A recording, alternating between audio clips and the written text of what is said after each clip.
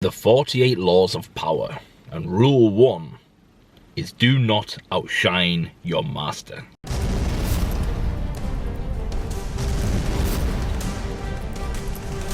So the game of power doesn't wait around for no one. There are no handouts.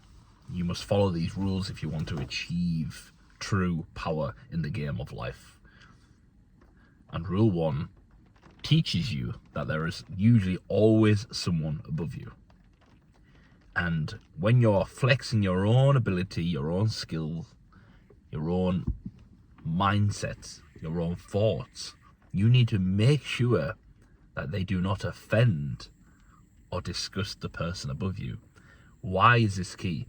Because in the game of power, if the person above you does not like you, you will not climb any higher. Now your job is to either get rid of them, move them, or manipulate them into liking you. So where have I applied this in my life? Lots of times. Obviously, when you start a new job, you have a boss, and it is in your good nature to make sure that boss likes you. Most people, if they struggle in work and they end up getting sacked, it's because their boss didn't like them or they did something to annoy them. This is the law of power, rule 1, in play.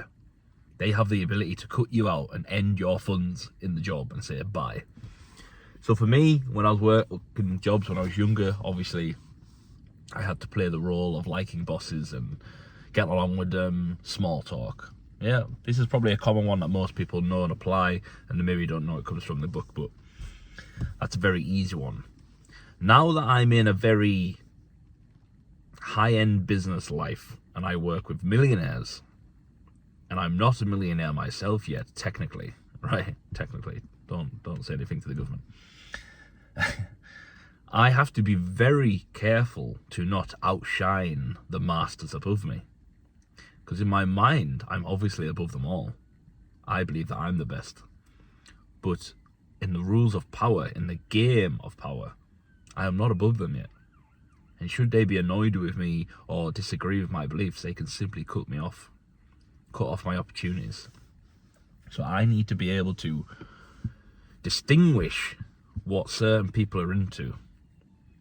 So I'll give you an example that you can probably understand. I obviously edit and do lots of work with the Tate Brothers.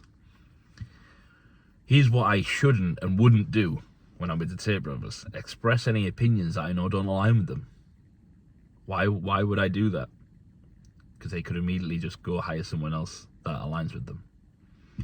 Now, obviously, I don't really do that. I have my own opinions, but they would just cut me off and get someone new. When I am working with other types of people that aren't Tate Brothers but are also wealthy, I need to quickly distinguish what it is that they're into, what their beliefs are, so I can reword some of my language that fits them if I want to work with them. Because if you don't do this, then the person above you in more power has the ability to cut you out.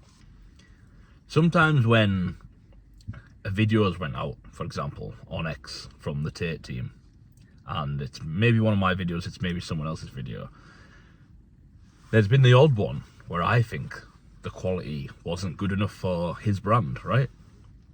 Now I have to be very careful about how I approach this. I have an opinion I want to share, and I want to say that this isn't good enough. But I have to be very careful about how I do this, obviously. And the reason is because I don't know who's on the other end of that creation and who it's offending. Maybe the person who made it for them, for the Tate Brothers, is closer to them than I am. And should I offend them, it might offend the Tate Brothers. So there's been situations where I've had to drop in little ideas of how to make things better. But I wouldn't word it as, that was shit, that was terrible. And sometimes I've seen some stuff that wasn't great, right?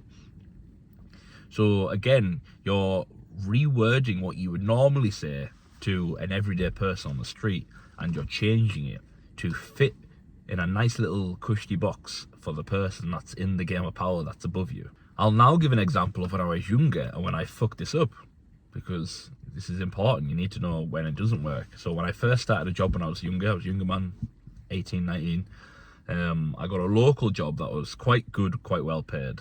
And when I went in to meet all the team, I quickly gathered there was a more popular guy there, and usually just from my football days and sports teams, I usually get along with all the popular people.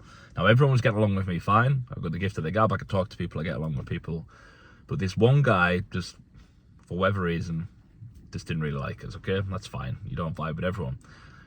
And as soon as I picked up that he didn't like me, I then decided, well, fuck this guy. I'm just going to start, talking to everyone else and kind of ignoring him and chatting shit about him, because I'm not having this guy kind of make my life difficult. Mama didn't raise no bitch. But in the game of power, sometimes you need to be clever about this. I didn't know that his dad was part of the management team above. So you can see where this is heading.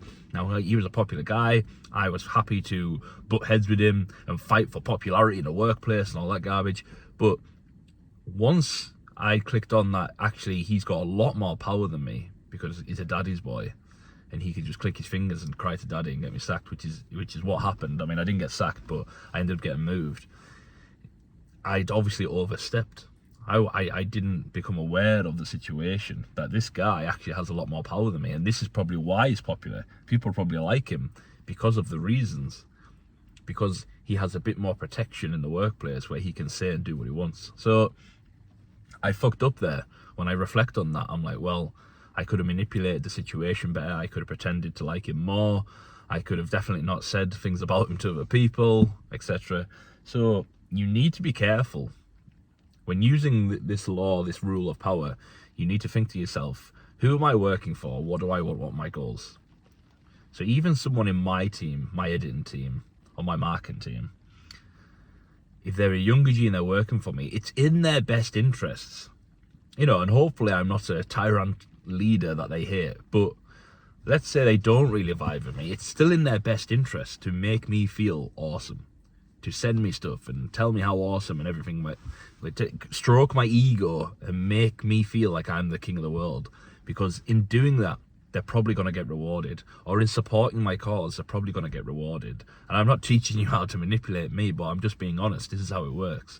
Every time I level up for the Tate Brothers and I make them something cool, I get rewarded for it. Everyone just thinks I send them edits. I do all kinds of stuff that benefit them, that make their life increase. And people think, well, how can their life get any better? That's what I do. I think of ways that can help and improve and provide value. Now, if you did the same for me, for example, I couldn't not give you more power. I couldn't not benefit you. It's only natural for me to do that.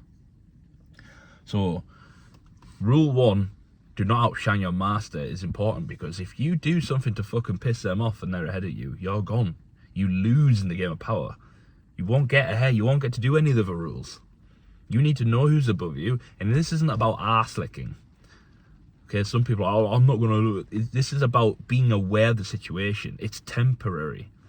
You don't need to lick asses forever and be a brown nose and tell people how amazing they are. It's not about that. It's about not sharing your opinion where it's needed, or sharing it and making the person feel good where it's needed. It's being clever about it.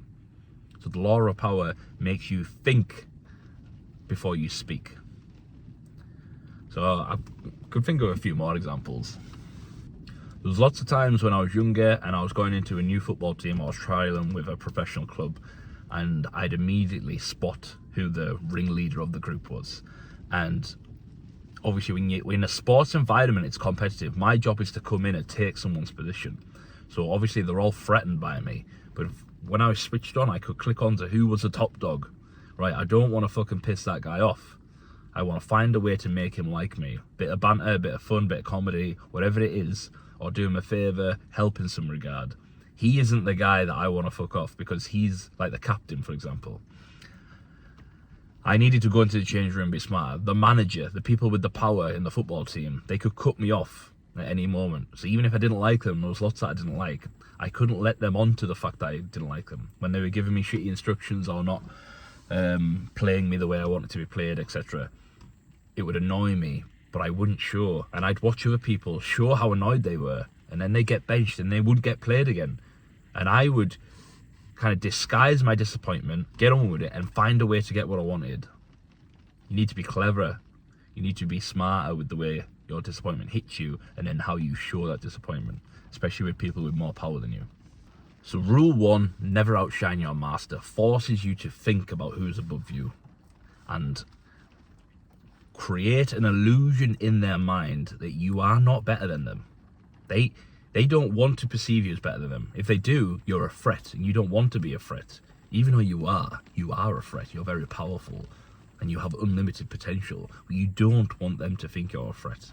And hopefully you aren't trying to take their position. You're just trying to climb up the ladder of power. So never outshine your master. Be aware of what their needs are and how you can be helpful. You don't need to lick their ass forever, but you do need to make sure you do not outshine them. This is rule 1 of power. The 48 laws of power. This is Tyson's Alchemy. And remember, self-hypnosis is the key.